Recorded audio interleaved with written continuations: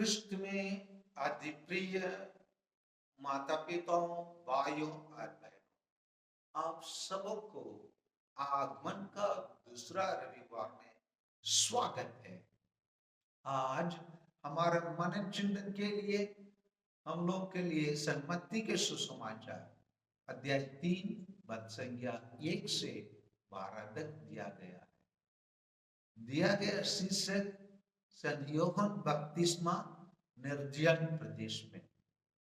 आइए हम इसी सुसमाचार में हमारे आध्यात्मिक लाभ के लिए क्या दिया है इसी पर थोड़ा हम मनन चिंतन करें।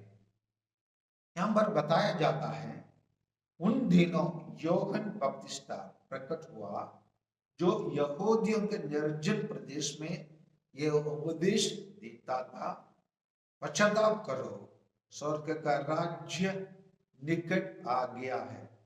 यह वही था जिसके विषय में नबी यशायाह ने कहा था, निर्जन प्रदेश में पुकारने वाले की आवाज, प्रभु का मार्ग तैयार करो, उसके पथ सीधे कर दो। ऐसे बताया गया है। यहां पर देखते हैं यूहन्ना बपतिस्मा निर्जन प्रदेश में है। यह निर्जन प्रदेश डेड सी माने मृत सागर के बगल में है। और यहां पर यूहन्ना बपतिस्मा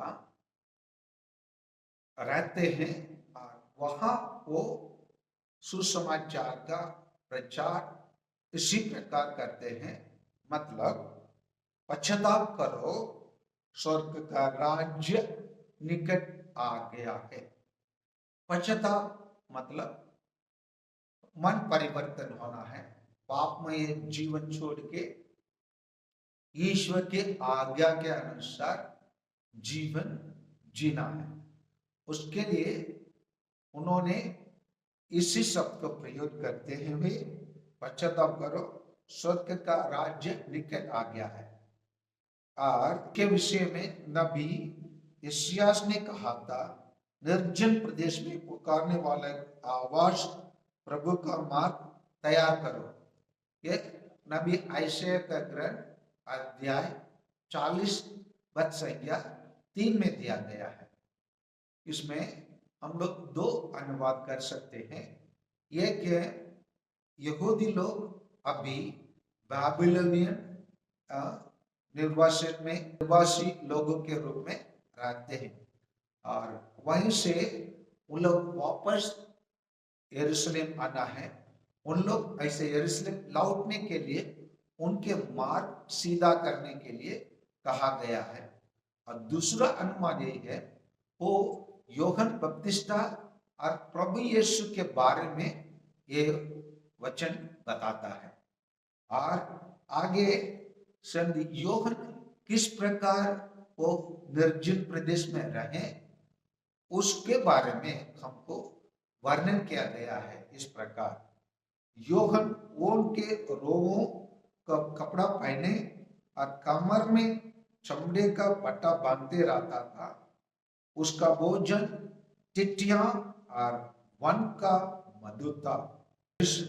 यरूशलेम और यहूदिया और समस्त यरदन प्रांत के लोग यूहन्ना के पास आए थे और अपने पाप स्वीकार करते हुए यरदन नदी में उससे बपतिस्मा करते थे।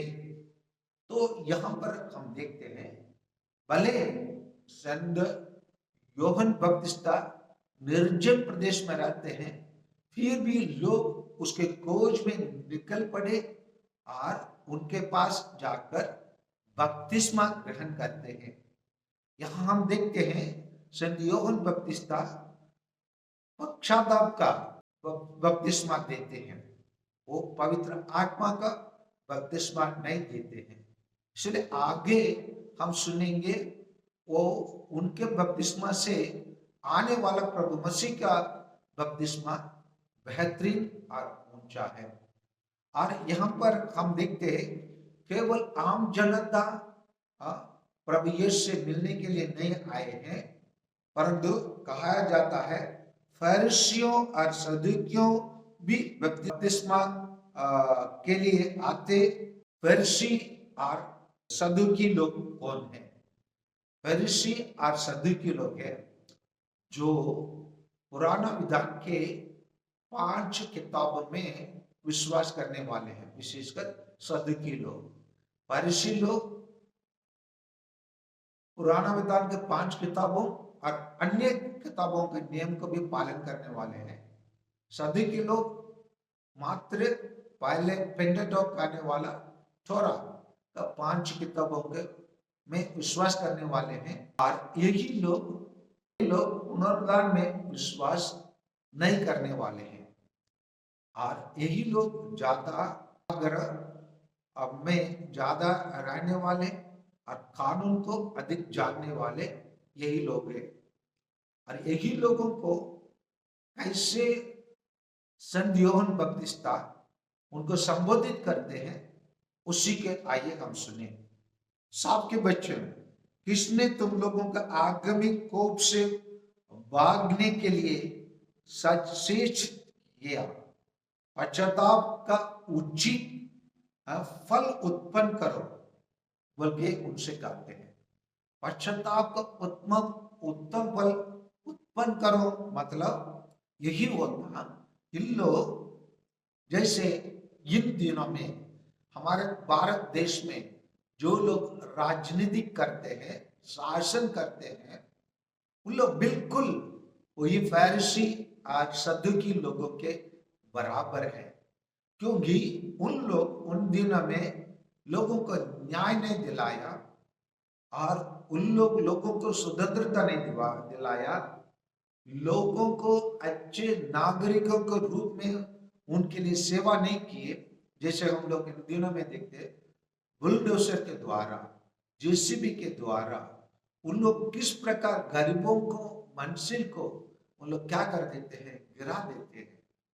उनके मन में न्याय नहीं है, उनके मन में ईश्वर से डर नहीं है। वो लोग जो भी करते हैं केवल अन्याय करते हैं और अपने अन्याय को बचाने के लिए अपने आप को एक ढोंगी के रूप में, एक पखंडी के रूप में अपने आप को प्रस्तुत करते हैं।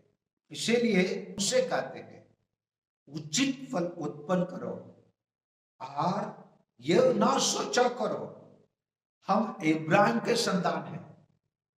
वो लोग सोचते हैं हम लोग भारत के पूरा अधिकार हमारे हाथ में है, इसीलिए हम लोग पूरे जनता हमारे पीछे है। उन लोग सोचते हैं इसीलिए यूहन्ना बपतिस्ता उनको चेतावनी दिया, मैं तुम लोगों से कहता हूं ईश्वर इन पत्थरों से इब्राहिम के लिए संतान उत्पन्न कर सकता है। अब पेड़ों की जड़ में कुल्हाड़ा लग चुका है। जो पेड़ अच्छा फल नहीं देता वह काटा और आग में झोंक दिया जाएगा।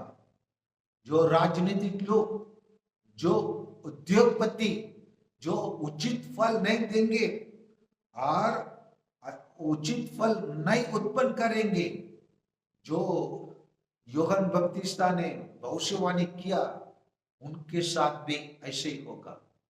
ये चेतावनी केवल राजनीतिक और शासनकर्ता और उद्योगपति लोगों के लिए नहीं है, ये कलीसिया में रहने वाले सब, कलीसिया में रहने वाले प्रत्येक ईसाई लोगों के लिए भी है, आपके लिए भी है, मेरे लिए भी है। और इसलिए मैं तुम लोगों को जल से पश्चाताप का बपतिस्मा देता हूं, किंतु जो मेरे पास आने वाला है वह मुझसे अधिक शक्तिशाली है। मैं उनकी जूता उठाने योग्य भी नहीं हूं। वह तुम्हें पवित्र आत्मा और आग से बपतिस्मा देंगे। बोल के प्रभु यीशु कैसे कुछ दिनों के बाद यॉर्दन नदी में बपतिस्मा देंगे बोल के भविष्यवाणी करते हैं। वे हाथ में सूप ले चुके हैं जिसे वे अपना लेखान ओस कर साफ कर देंगे। ओसाकर साफ करें, कलेगा ओसाकर साफ करें, बूसी को ना बुझने वाले आग में जला देगा बता रहे। हाँ प्यारे भाइयों और बहनों, संत यूहन्ना बपतिस्मा जो चेतावनी दी है वो भारत देश के हर नागरिक के लिए अमल होंगे, लागू होंगे। संत यूहन्ना नए विधान के ऐसे पहले व्यक्ति हैं जो ईश्वर का परिचय देना चाहते हैं। वे आने वाला मसीह के लिए माहौल तैयार करना चाहते हैं। आगमन के काल में हम भी उसी मसीह के आने की तैयारी में लगे रहते हैं। आज के पाठ भावनात्मक और आध्यात्मिक तैयारी का सम्मिश्रण है। पहले पाठ में बहुत से जानवरों और नकारात्मक को की और हमारा ध्यान आकर्षित किया गया है और हमारे प्रभु ईश्वर के आत्मा से विभूषित है, जिनमें धैर्य, साहस, सहनशीलता का सामान्य भय है, जो लोगों को दोषी ठहराने नहीं बल्कि लोगों के बीच एकता और भाईचारा का संचार करने आ रहे हैं। ऐसी परिस्थिति में सकारात्मकता और नकारात्मकता दोनों का वास अवश्य होता है, पर सकारात्मक की ओर हमारा झुकाव अधिक होता है।